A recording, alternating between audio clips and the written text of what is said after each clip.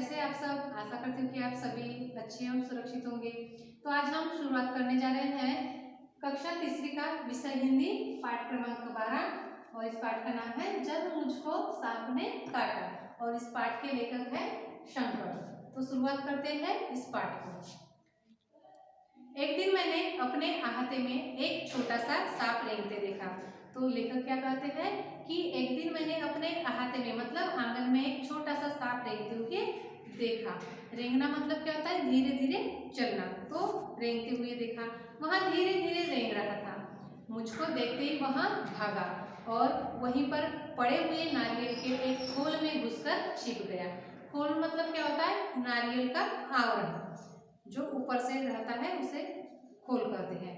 तो जैसे ही उस सांप ने लेखक को देखा वैसे ही वहां भागकर एक नारियल के खोल में घुसकर छिपकर बैठ गया। मैंने पत्थर का एक टुकड़ा उठाया और लेखक क्या कहते हैं कि मैंने उसे देखकर एक पत्थर का टुकड़ा उठाया और उससे नारियल के खोल का मुंह बंद कर दिया। जहाँ पे सांप घुसकर छुपकर बैठ गया था उस खोल को उस पत्थर से क्या किया? खोल का मुंह बंद कर दिया। उसे लेकर मैंने नानी के पास दौड़ गया और उसे लेकर के नानी के पास कौन गया? लेखक दौड़कर चले गया। मैंने कहा, नानी देखो मैंने सांप पकड़ा है। तो यहाँ जो लेखक है वहाँ क्या कर रहे हैं अपने नानी को? नानी देखो मैंने सांप पकड़ा है।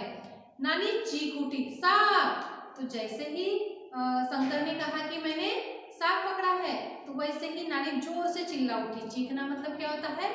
चिल्ला उठना। तो जोर से चिल्ला उठी, सांप!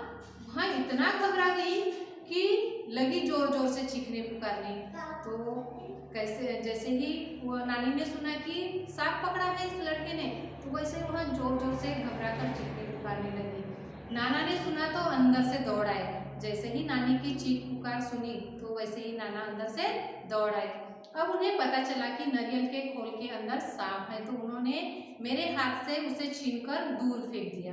जैसे ही उनको पता चला कि इस नारियल के छिलके में क्या है? सांप है, वैसे ही उसके हाथ से वहां छीलकर दूर फेंक दिया। नन्हा सांप बाहर निकल आया और रेंगता हुआ पास की झाड़ी में गायब हो गया।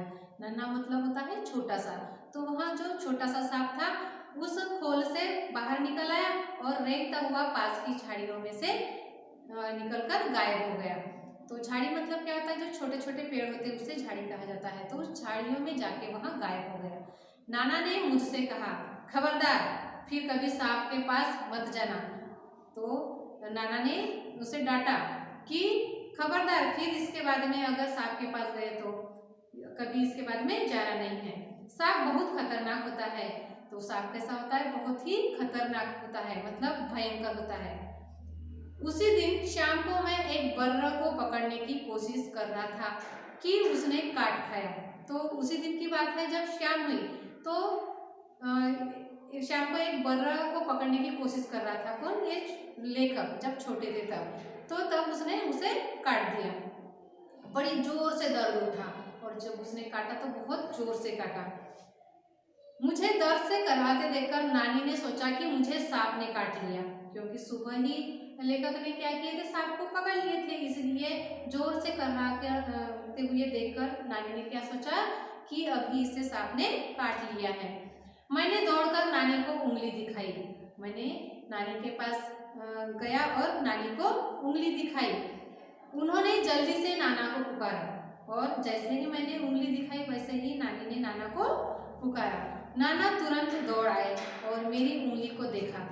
तो नाना दौड़ते हुए आए और जिस उंगली को बर्र ने काटा था उस उंगली को उन्होंने देखा।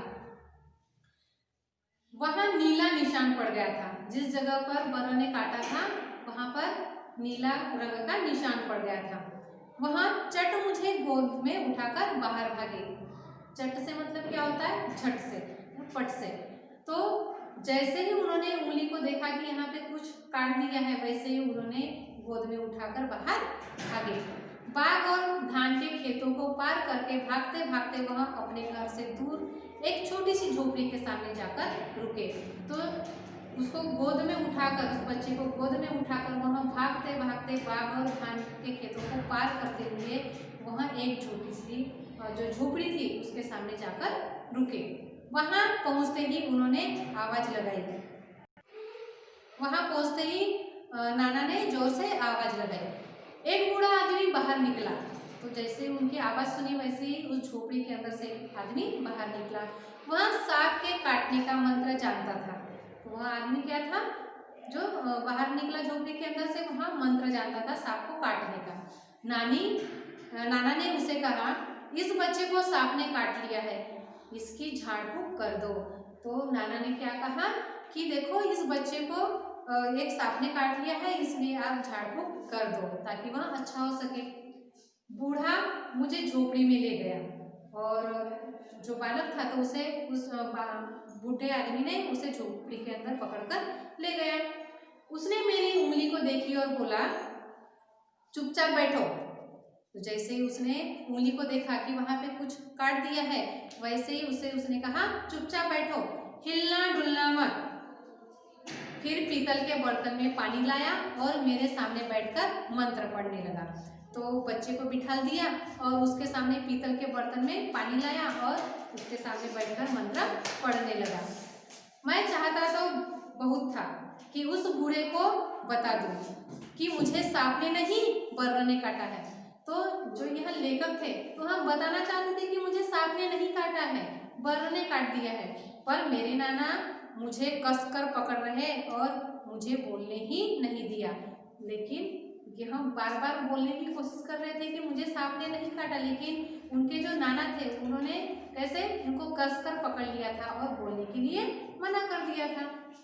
जैसे ही मैं कुछ कहने को मुंह खोलता, वहां डांट कर कहते, चुप। डर के मारे मैं चुप हो जाता। तो वहाँ जैसे ही मैं मुंह खोलता था बताने के लिए, तो जो नाना है वहाँ डांटते कि चुप, बिल्कुल बोलना नहीं है। और उनके डर के मारे जो लेखक थे वहाँ कैसे हो जाते थे, चुप हो जाते थे। हमारे पीछे पीछे हमारी नानी भी कई लोगों के साथ वहाँ आ पहुंची। सब लोग उदास खड़े देखते रहे। तो अक्सर ऐसा होता है कि कुछ भी अगर होता है तो बहुत सारे लोगों की भीड़ जमा होती है। वैसे ही नानी के साथ में बहुत सारे लोग वहाँ पर आगे पहुंचे और सब लोग उदास खड़े होकर देख रहे थे। तब तक मेरी उंगली का दर्द जा चुका था। तो लेखक क्या कर रहे हैं कि जब तक कि नानी आई थी तब तक कि मेरी उंगली का दर्द जा चुका था, मतलब आराम हो चुका था। फिर भी मुझे वहाँ जबरदस्ती बैठकर झाड़ फूँक करवानी पड़ रही थी। कुछ मिनट बाद बूढ़ा आदमी उठा। जब उसका झाड़ फूँक हो जाता है तब वह उठता है। उसने उसी बर्तन के पानी से मेरी उंगली धोई और मुझे पिलाया भी। जिस बर्तन में उसने पानी लाया था झाड़ फूँक करने के लिए, उसी बर्तन में लेखक की उंगली धोई और वहाँ जो पानी था बाद में पिलाया भी। उसने मुझे बोलने से मना कर दिया ताकि दवा का असर पूरा हो सके।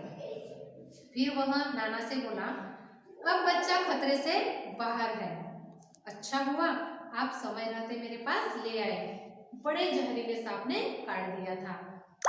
सब लोगों ने बूढ़े को उसके अद्भुत इलाज के लिए बहुत बहुत धन्यवाद दिया। अद्भुत मतलब क्या होता है, चकित कर देने वाला इलाज।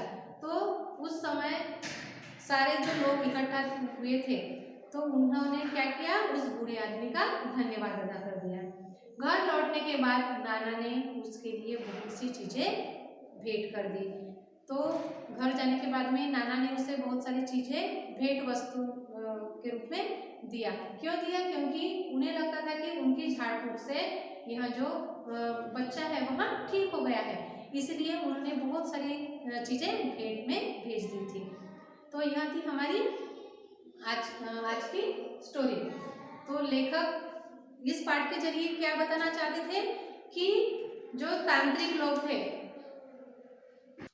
अपने मंत्र से या फिर झाड़ फूँक से लोगों को बताते हैं कि हम हमारे झाड़ फूँक से जो यह बिच्छू का काटना, सांप का काटना है आराम हो जाता है। लेकिन यह जो बात है वह हमेशा सच नहीं होती। तो वहाँ लोगों को लूटने के लिए हमेशा यह कार्य करते हैं। अब देखते हैं इस पाठ के कठिन शब्द।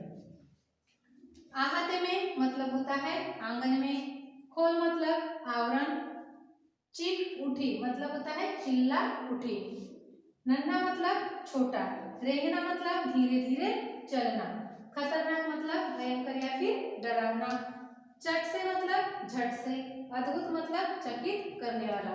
तो बच्चों यह जो पाठ है आपको समझ में आ गया होगा, आशा करती हूँ। धन्यवाद।